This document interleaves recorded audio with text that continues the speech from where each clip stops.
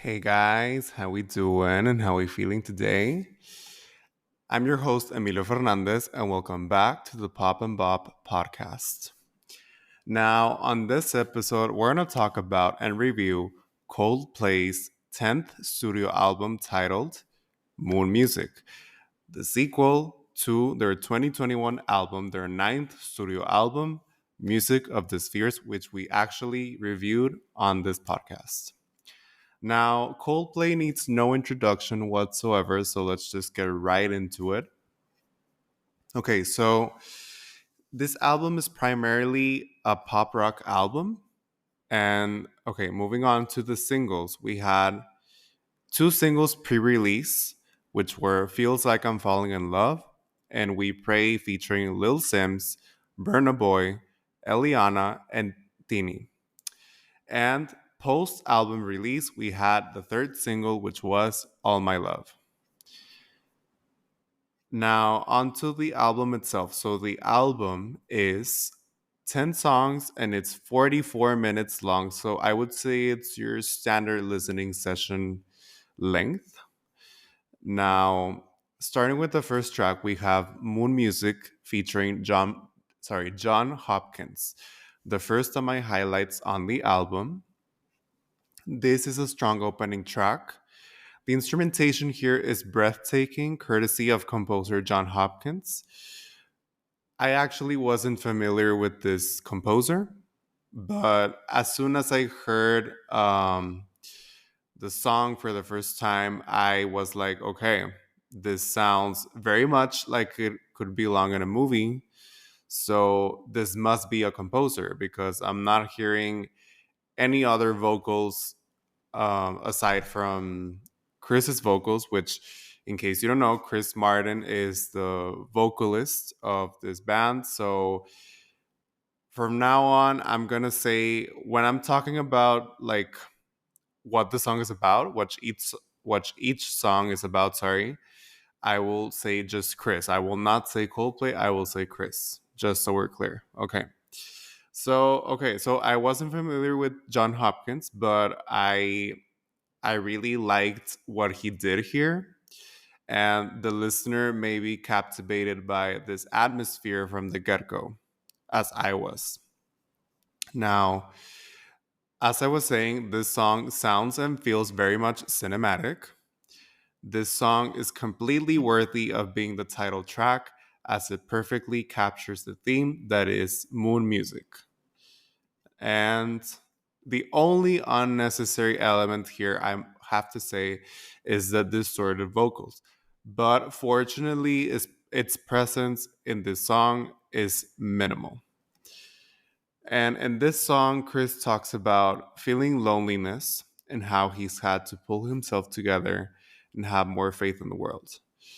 So, okay, this is a pretty interesting song to start us off because we all feel loneliness from time to time, and also like there are times when you have to get your shit together and just have more faith in the world, like because I don't know, like the world, like even more with time, as time passes, like there's more division amongst every one of us, and we just have to like find ways to believe more in the people of the world and find ways to unite with the people, like find ways to unify more of the people. And so yeah, like this is a pretty common these are pretty common things to go through. So yeah, and I like, as I said, um the production really like the production really lets you know that this really feels like music that you would hear like in the moon, like inspired by the moon, like by that aesthetic, by that, you know, like ambiance. So, okay, moving on to track number two, Feels Like I'm Falling in Love, another one of my highlights. So, the previous track transitions seamlessly into this one. This is the lead single, as I already said. The production really encapsulates the theme of the song. And in this song, Chris talks about falling in love as if it were for the very first time, since that's precisely how being in a relationship with this woman feels like. And last time I checked, he's still in a relationship with actress Dakota Johnson, famous for her starring role in 50 Shades of Grey. And okay, so he feels crazy about her and acknowledges that she brings light to him in the toughest of moments. He's aware, however, that in this kind of case scenario, both of them will inevitably get their hearts broken when all is said and done. So, yeah, like this is a pretty we've heard a lot of songs throughout time about this very thing, what happens when you're falling in love with someone. But in this case, like was already like in a relationship, so but he's that in love that it feels like he's falling in love just for the first time with this person. Like he loves her so much that it's like the relationship still feels fresh to him. So yeah, I mean, as I'm saying, this is a pretty common um case scenario. Obviously, we all fall in love. And yeah, and also, as much as the two people can love each other, obviously not everything lasts forever. Of course, there are relationships that last a lifetime, but yeah, a lot of the times, even if there's a lot of love between the two people, then even though there's that, the relationship can inevitably fall. So yeah, just a thing to look out for. Now, track number three, We Pray, featuring Lil Sims, Burna Boy, Eliana, and Tini. So this is the second single, as I already said. The instrumentation and is this song's strongest element, especially the violins. All the featured artists add something to the song, and I liked that, for example, Coldplay brought artists that are from different genres. For example, Burna Boy, who I believe is Afrobeats mainly, and Tini, which is she's a Latin artist, in case you don't know. Um, and yeah, so and in this song, Chris and company talk about praying that they don't give up, that someone guides them, that they make it to the end of the day, and that they know somewhere they won't feel pain. So yeah, I mean, we all gotta pray, in one way or another. So we have to we have to pray that we don't surrender, like we don't give up. We keep fighting, we keep prevailing. And sometimes we need someone to guide us. Like if we don't know what we're doing, then we're like, hey, like I need some help here. And yeah, sometimes you're just like, I just need to get to through this day. Like that's all I'm asking for right now. And of course, nobody wants to feel pain. So we we wish that like we could be somewhere that we don't feel any pain. Now, track number four, Jupiter. Coldplay slows things down with this stripped, laid back acoustic guitar moment. And in this song, Chris talks about a girl who isn't really free to be who she wants to be. So she pretends to be someone way less extraordinary and even doubts herself. going as far as wondering if there's something inherently wrong with her. She's determined to be herself, though, and wants to love who she wants to love. So, yeah, this is a pretty common thing we all go through. Like, there are some of us who aren't really uh who we don't have, like, there are some of us who don't really have the liberty to be who we want to be. Like, we can have people who limit us, who restrain us, who really like to censor us. So when you have that, unfortunately, you're prone to doubt yourself.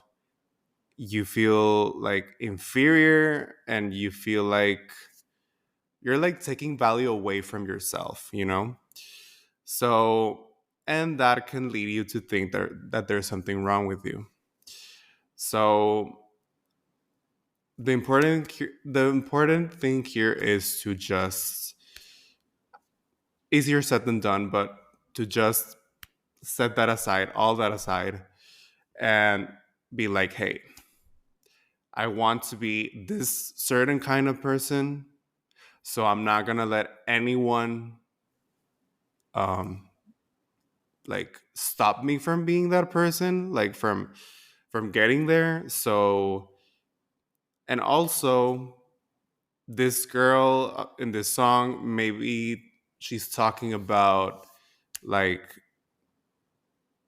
I don't know, maybe she likes girls, so maybe she wants to, that's what Chris means by wanting to love who she wants to love. Or it could also be like forbidden love, like with some guy.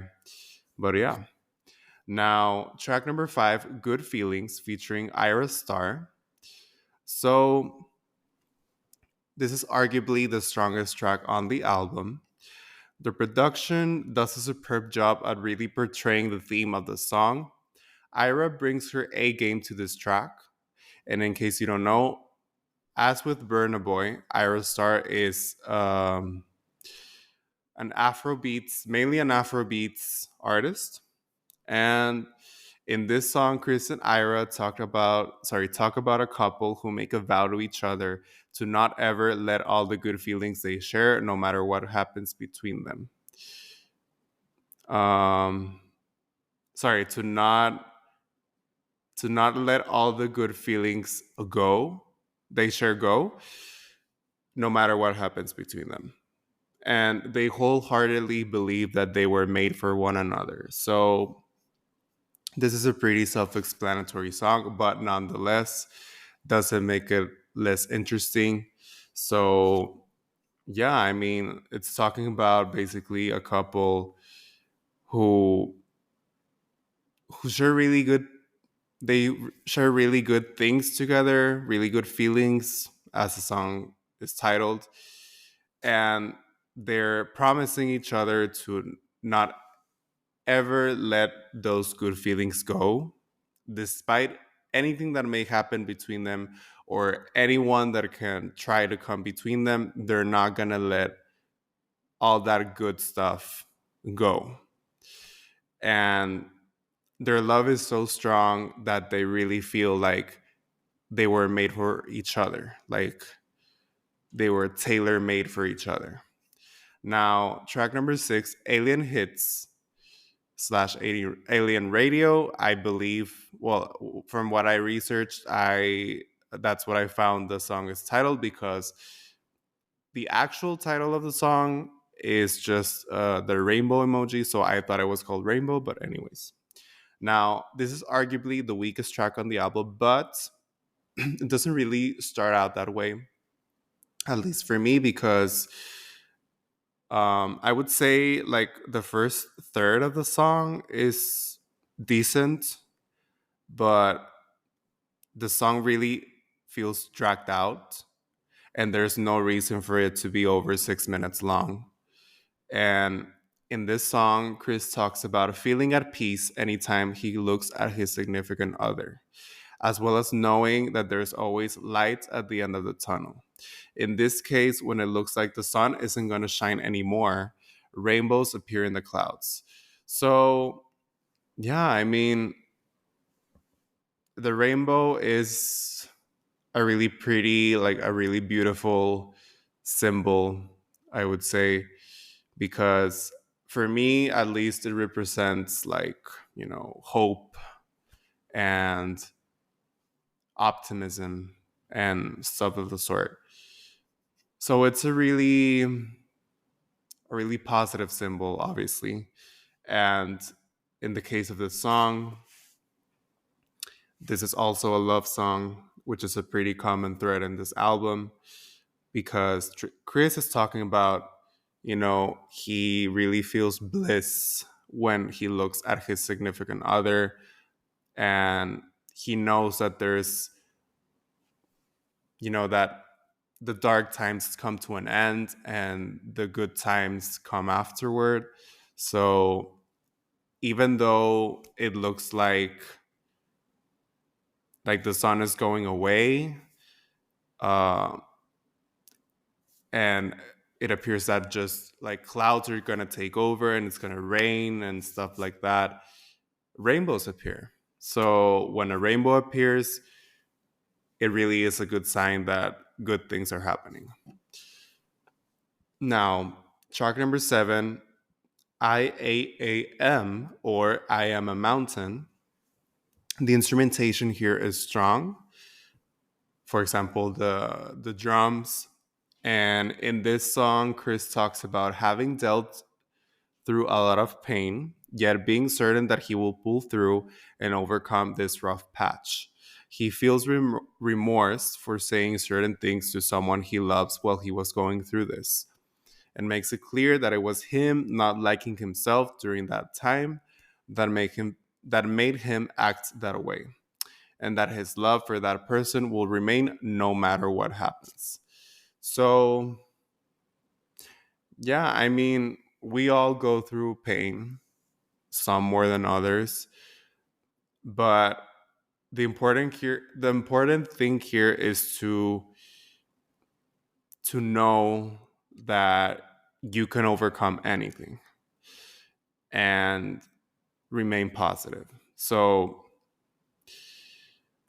and in the case of the song, he while he was going through this pain, he was not the nicest person to a certain other person.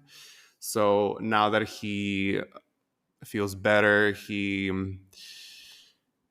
feels sorry for his actions, and so he's like apologizing to this person and saying like, "Hey, that wasn't me you saw there like a while back.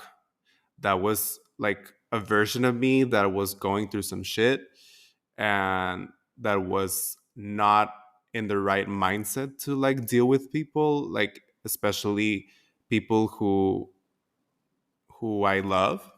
So just know that like I'm back to my usual self and I'm not going to be that person anymore to you." And also remind that person that your love for them will stay there despite anything that can happen. Now, track number 8, Eterna, I believe that's how you pronounce that word, which is a word that I wasn't familiar with, but anyway.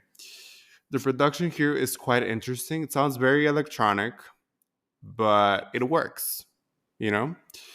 And in this song, Chris talks about feeling like he's on cloud nine when his lover looks at him, and wanting to hold on to a feeling he can only describe as bliss. So, yeah, another love song, and it's a pretty similar message that we've seen, a pretty similar story that we've seen in this album. Like feeling at peace, feeling on cloud nine, feeling any sort of similar feeling when you're with your significant other. This song is also about that. And that's basically it. Now, track number 9, All My Love, the last of my highlights on the album. Coldplay slows things down once more on this track with what seems to be a piano ballad, but morphs into a more lively song towards the end with more instruments added to the mix. Um, Now, this is a third single, as I previously said. Chris's vocals here are stunning. And in this song, Chris talks about his relationship, recounting how they've gone through all the highs and lows imaginable, and they're still standing strong. He assures her that regardless of what happens, she can be certain that he will love her until the last of his days.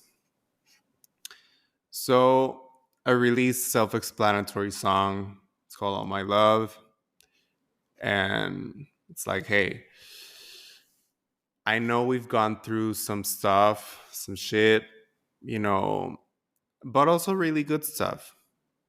And I mean, every relationship is like this. There's not a single relationship that is exempt from going through lows.